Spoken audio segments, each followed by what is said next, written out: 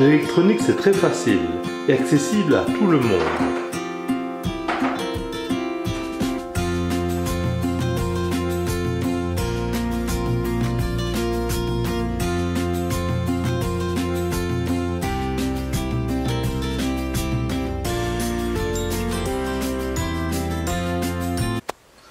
Comme vous le savez, pour faire des montages d'essai, nous utilisons la breadboard que voici.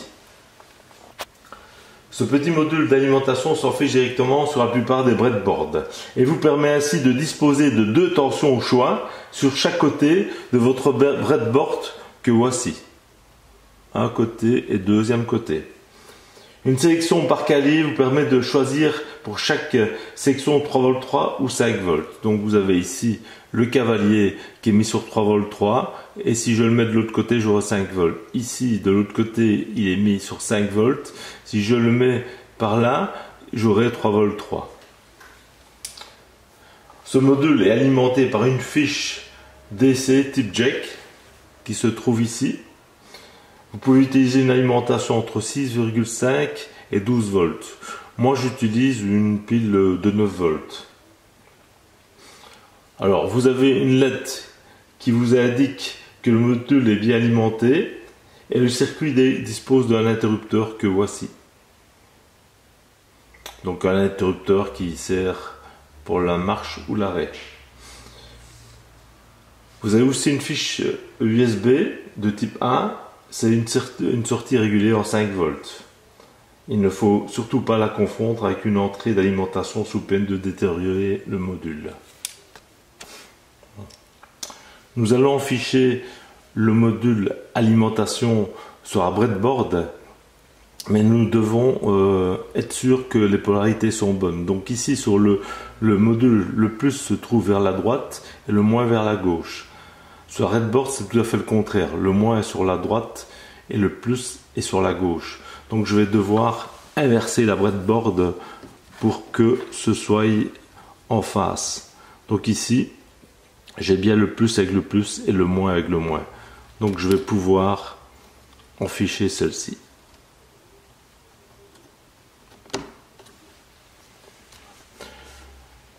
Je vais aussi devoir alimenter le module à l'aide de ma file jack où j'ai raccordé une pile 9 volts au bout.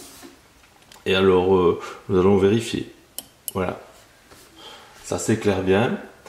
Et nous allons contrôler la tension maintenant. Je viens de brancher mon multimètre sur le côté gauche de la breadboard et j'ai bien la tension de 5 volts sur mon multimètre. Je vais maintenant brancher sur le côté droit de la breadboard.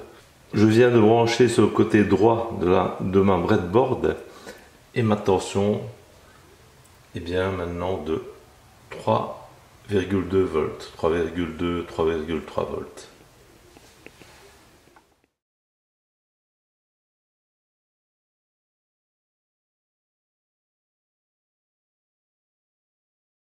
Je viens de brancher ma photorésistance sur mon multimètre. Donc ici, vous pouvez constater que j'ai 0 ohm. Maintenant, je vais approcher ma photorésistance de la lumière. Ici, voilà. Et on pourra constater que sa résistance augmente. Je suis à peu près à 330 ohms, 310 ohms.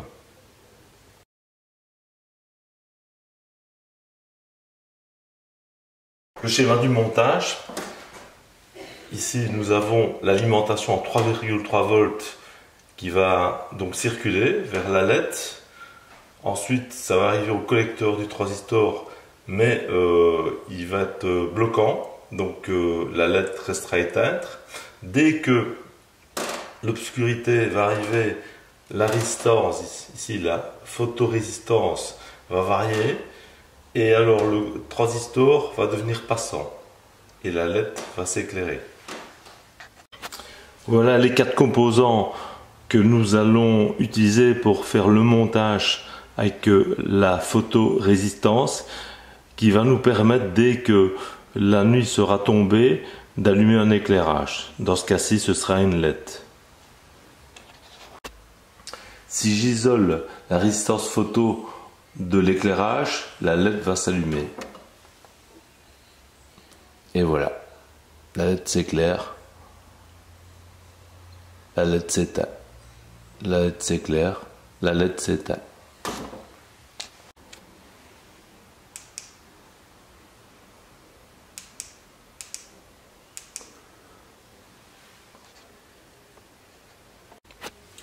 Nous voilà au terme de la leçon numéro 6 et si vous avez aimé la vidéo, n'oubliez pas de cliquer un pouce bleu vers le haut. Merci, à la semaine prochaine.